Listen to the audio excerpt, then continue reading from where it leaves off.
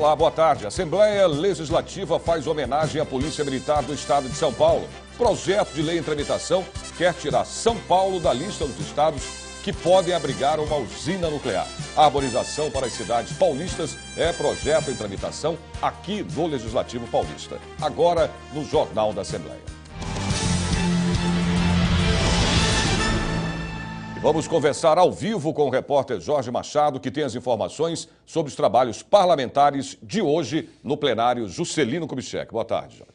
Muito boa tarde, sessão de número 178, sessão ordinária, 178ª sessão convocada para esta segunda-feira, dia 8 de dezembro de 2014. Vai ter início o pequeno expediente, previsão para as 14h30, quando os deputados podem usar a tribuna por até 5 minutos regimentais. Depois, grande expediente, quando os deputados paulistas assomam a tribuna por até 10 minutos. Lembrando que hoje não há pauta para discussões e votações de projetos. Sérgio. Ok, Jorge. A Polícia Militar do Estado de São Paulo é homenageada na Assembleia Legislativa pelos seus 183 anos. Antecipando as comemorações do dia 15 de dezembro, quando a maior polícia do Brasil completa 183 anos, policiais militares foram homenageados por iniciativa do deputado Edson Ferrarini, do PTB. As autoridades foram condecoradas com a medalha do sesquicentenário. O delegado-geral de polícia, Dr. Luiz Maurício Souza Blasek, prestigiou o evento. Nós não poderíamos deixar essa oportunidade de estar aqui, homenagear a Polícia Militar do Estado de São Paulo pelos relevantes préstimos dos serviços até então prestados e pela organização e pela luta pela ordem pública desse Estado e a segurança de todos os cidadãos. A coronel Maria Aparecida de Carvalho, chefe da comunicação social da PM, falou em nome das policiais, que hoje representam cerca de 10% de um total de quase 100 mil integrantes da PM. Podemos estar em qualquer lugar. Temos a mulher hoje em todas as modalidades de policiamento. O último que faltava era o grupamento aéreo, hoje nós temos 3 pilotos já no grupamento aéreo. Em 2014, a PM de São Paulo atendeu 40 milhões de chamadas por meio do 190. Foram 30 milhões de intervenções, 120 mil criminosos presos em flagrante, 10 mil armas de fogo e 100 toneladas de drogas apreendidas e 50 mil veículos recuperados. O comandante-geral da Polícia Militar, Benedito Roberto Meira, lembrou que a instituição tem uma história acompanhada pela população. Ao longo de todos esses anos, a Polícia Militar, que teve várias denominações, mas não importa qual denominação que tenha sido dado a ela, o que importa é que essa Polícia Militar, ela persistiu, ela resistiu e ela continua sendo imprescindível para a nossa população e para o povo paulista.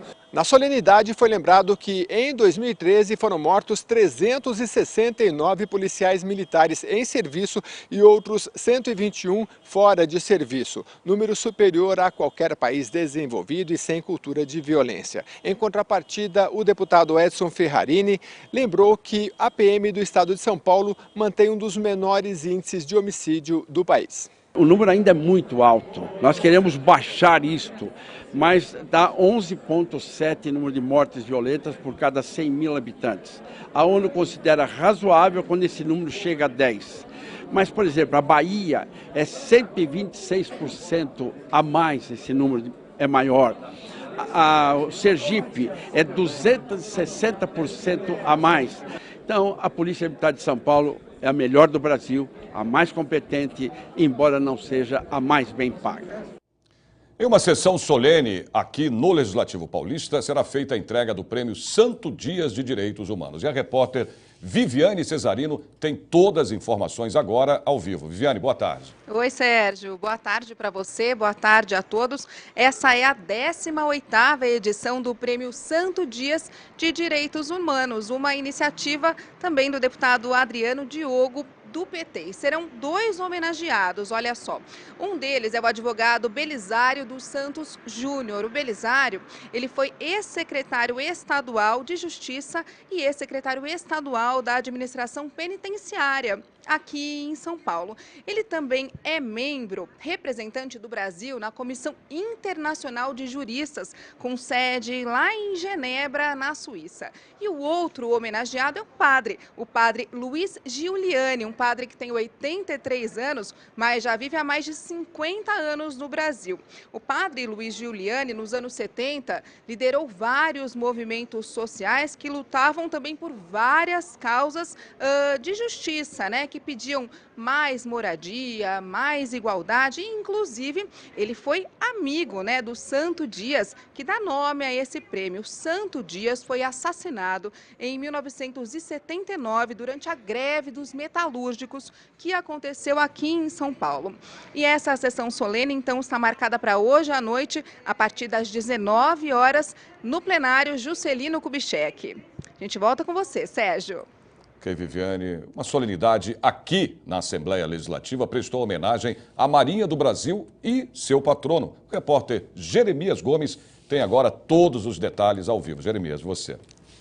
É sim, Sérgio. Boa tarde a você e a todos que nos acompanham. Esta solenidade teve início às 10 da manhã aqui no plenário Juscelino Kubitschek e terminou agora há pouco. Ela foi presidida e proposta pelo deputado Fernando Capês, do PSDB, e antecipa o Dia do Marinheiro. Nós vamos mostrar imagens para vocês desta solenidade.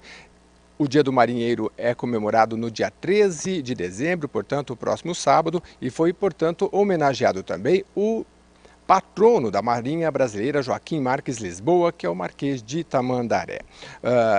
Esta homenagem da Assembleia Legislativa foi na pessoa de Wilson Pereira de Lima Filho, o almirante comandante do 8º Distrito Naval. Ele retribuiu esta homenagem entregando ao deputado Fernando Capês um quadro do Cisne Branco, que é o representativo da... O Cisne Branco é o navio que representa a Marinha Brasileira no Brasil. Importante destacar também que uma delegação chinesa que visita a Assembleia Legislativa foi recebida pelo deputado Fernando Capês e também participou desta homenagem. A Marinha Brasileira conta com 58 mil militares e 9 mil civis. A missão da Marinha Brasileira é empregar o poder naval na defesa do Brasil, além de uma série de atividades sociais, educativas e de pesquisa. Voltamos com você, Sérgio. Ok, Jeremias, e vamos saber da previsão do tempo para essa segunda-feira. O tempo está bom, com algumas nuvens aí nos céus em São Paulo, uma máxima de 31 graus. Em Campinas, tempo bom, máxima de 30 graus. Em São José dos Campos, céu encoberto e calor, faz 31 graus. Em Sorocaba, tempo também encoberto, mas calor. A máxima chega a 30 graus. E em Ribeirão Preto, o sol fica escondido na maior parte do dia, mas faz calor. A máxima chega a 30 graus. O projeto de lei em tramitação quer tirar São Paulo da lista dos estados que podem abrigar uma usina nuclear. Os detalhes você tem depois do intervalo. Até já.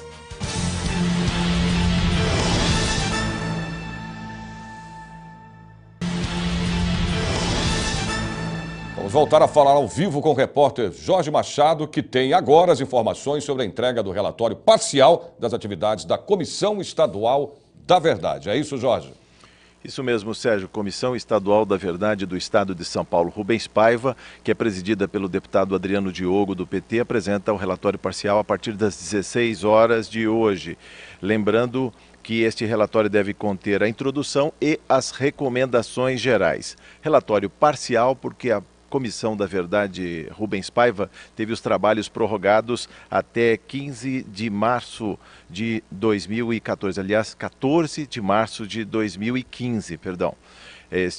Os trabalhos foram prorrogados por um ato da mesa diretora, o projeto de resolução número 18 de 2014. A Comissão da Verdade do Estado de São Paulo foi criada para dar subsídios à Comissão Nacional da Verdade, colhendo depoimentos de vítimas e de familiares sobre abusos dos direitos humanos perpetrados durante a ditadura civil-militar 1964 a 1985. Sérgio. Ok, Jorge. Energia nuclear, vantagem ou desvantagem? A usina nuclear Angra 3 deve ficar pronta em 2 anos. Um projeto de lei em tramitação quer tirar São Paulo da lista dos estados que podem abrigar uma usina. Atualmente, 2 usinas nucleares estão em funcionamento no Brasil, Angra 1 e Angra 2. E a previsão é que até 2015 sejam concluídas as obras de Angra 3. Além disso, o governo brasileiro pretende construir mais 4 usinas, 2 na região Nordeste e outras 2 no Sudeste do país. Um projeto de lei pretende excluir São Paulo deste mapa. Angra 1 começou a operar em 1984, em Angra dos Reis, estado do Rio de Janeiro. É uma usina do tipo PWR, sigla em inglês que significa reator de água pressurizada, onde o núcleo é refrigerado por água leve desmineralizada. Angra 2 começou a funcionar em 1996 e utiliza o mesmo sistema. A vantagem da energia nuclear obtida por fissão é não utilizar combustíveis fósseis, o que reduz a emissão de gases do efeito estufa. A desvantagem é a altíssima periculosidade. No caso de um acidente, as consequências são enormes e desastrosas. Além disso, apenas 2,3% da energia gerada no país vem dessa fonte. O que eu sinto de tudo o que acontece no país é que se coloca, por exemplo, existe uma necessidade de energia, então o que é que nós vamos fazer? 2 usinas nucleares ou 3 em Angra. Agora, não se orientou nada, não se deu uma atenção à população. A nossa cultura é uma cultura de precaução, como é o caso de todo japonês, sabe se defender. Eles têm essa cultura. Nós não estamos preparados para isso. Célio Berman é radicalmente contra a utilização de energia nuclear e a construção de novas usinas do tipo no país. Na minha opinião, usinas nucleares que hoje no Brasil mal alcançam 2% da oferta de energia elétrica não é uma alternativa de expansão da oferta de energia elétrica. A disposição de radioisótopos na atmosfera, que é o efeito de um vazamento nuclear, que é o efeito de um problema no núcleo de um reator, este sim é um problema seríssimo e que invalida, na minha percepção, a possibilidade da gente ter na nossa matriz de geração de energia elétrica energia nuclear. Nós não precisamos efetivamente da energia nuclear. Existem fontes alternativas e complementares que poderiam ser utilizadas na geração de energia elétrica. Uma delas é a energia solar. A principal alternativa energética no nosso país é a eficiência energética. É utilizar de forma eficiente aquilo que a gente tem, coisa que nós ainda não estamos fazendo. Nós não estamos fazendo em relação à produção de energia elétrica, no transporte de energia elétrica e no consumo final. Eficiência energética, mais as fontes renováveis, solar, eólica, biomassa, podem proporcionar ao Estado de São Paulo e toda a nação brasileira condições de segurança energética sem a necessidade de grandes usinas hidrelétricas e de usinas nucleares, que é o nosso assunto. Vamos saber agora como fica o tempo à tarde em mais cidades do interior e também no litoral do estado. Em Santos, o sol aparece entre nuvens, faz calor, máxima de 33 graus. São José do Rio Preto, tempo bom, 32 graus. Em Mogi das Cruzes, o sol aparece entre nuvens, a máxima chega a 30 graus. E em Piracicaba, tempo encoberto e calor, a máxima também chega a 31 graus. A arborização para as cidades paulistas é projeto em tramitação aqui no Legislativo Paulista. Você vai saber os detalhes depois do intervalo. Até já.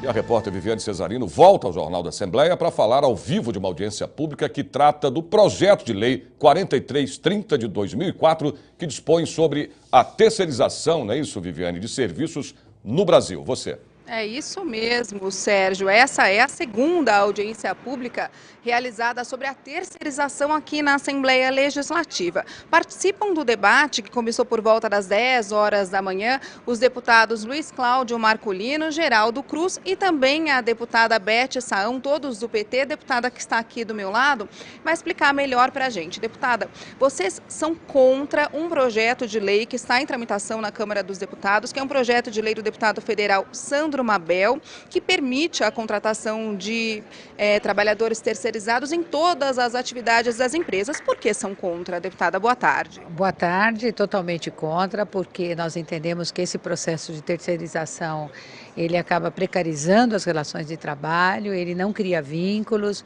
ele retira direitos e conquistas históricas dos trabalhadores, ele aumenta o número de acidentes de trabalho, a renda do trabalhador é menor, do trabalhador terceirizado, a pressão sobre esse trabalhador é muito maior, a rotatividade também. Então, são inúmeras consequências que são ocasionadas em razão desse processo de terceirização. Então, nós não podemos aceitar a forma como esse projeto vem tramitando o seu conteúdo.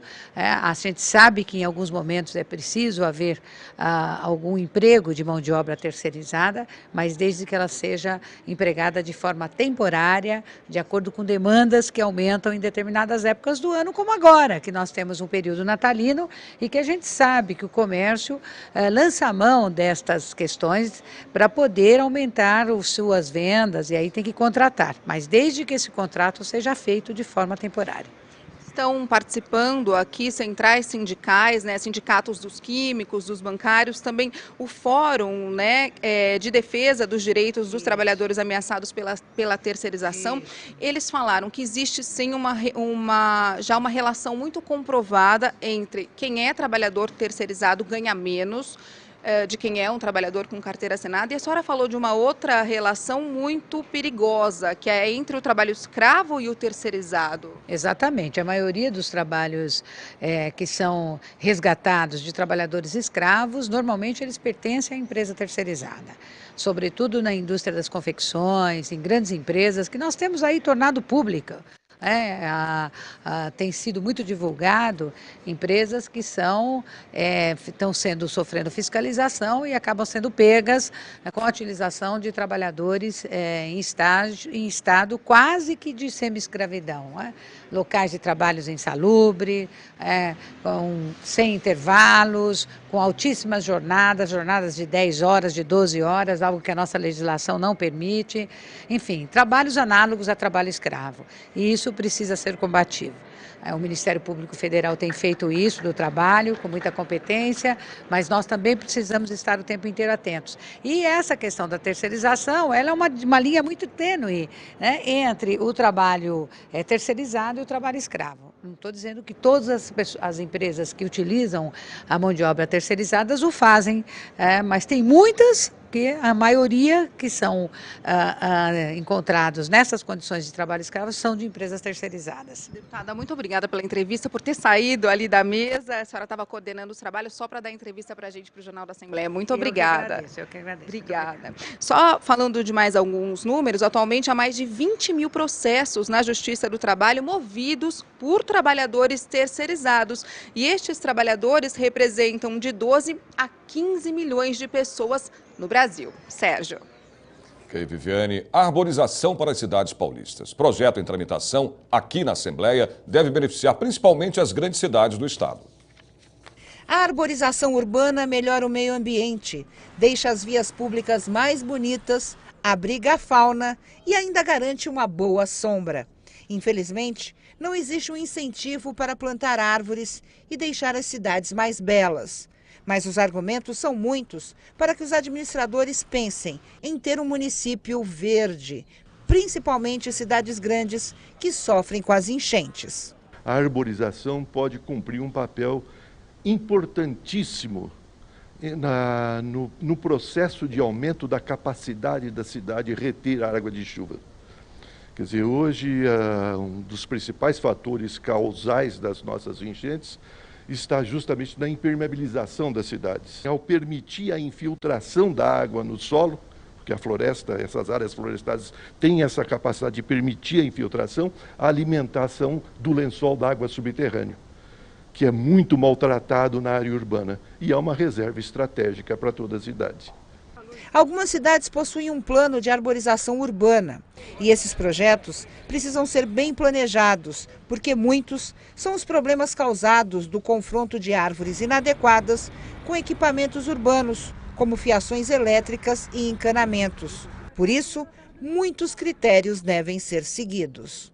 Primeiramente, é necessário fazer um levantamento da vegetação já existente, a seguir fazer um levantamento da área. Nós vamos ver o espaço disponível nas calçadas, as interferências das linhas aéreas de energia elétrica, por exemplo, linhas de telefone e todas as interferências que possam já existir no subsolo, como canalizações subterrâneas e tudo mais. Depois deste levantamento, é necessário escolher a espécime adequada para o local. E foi seguindo regras que o deputado Itamar Borges, do PMDB, quando prefeito de Santa Fé do Sul, criou um plano de arborização.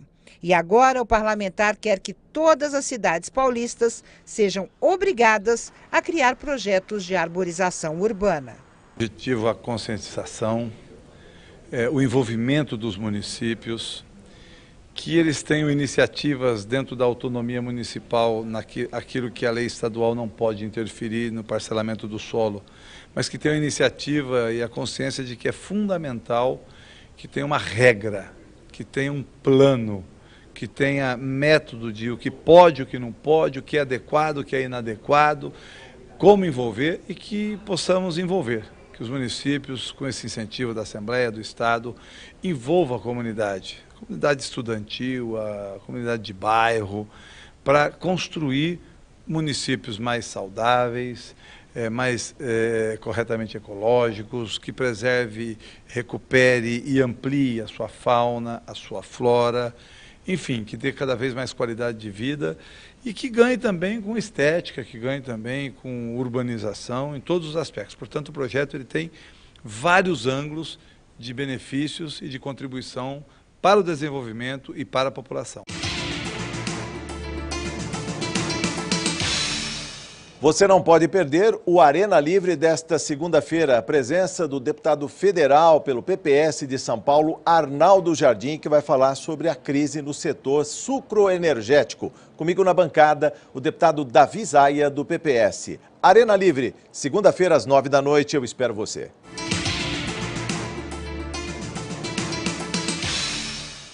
Saiba agora como fica o tempo em mais cidades do interior de São Paulo. Em Franca, o tempo fica nublado, mas faz calor, 30 graus. Em Bauru, segunda-feira de sol, a máxima chega a 31 graus. Em Limeira, tempo bom, os termômetros marcam 30 graus. E em Marília, o tempo é coberto e calor, a máxima chega a 31 graus. Por hoje é só, o Jornal da Assembleia desta segunda termina aqui. Parabéns às cidades de Birigui, Caconde, Diadema, Dracena, Mariápolis, Mauá, Mendonça, Nova Castilho, Palmares Paulista, Parapuã, Taquarivaí, Votorantim, Guararapes e Jandira, que fazem aniversário hoje. Você pode rever as reportagens da edição de hoje do Jornal da Assembleia na internet. É só acessar o site, que é o www.al.sp.gov.br e clicar em redes sociais. Uma ótima tarde para você e até amanhã.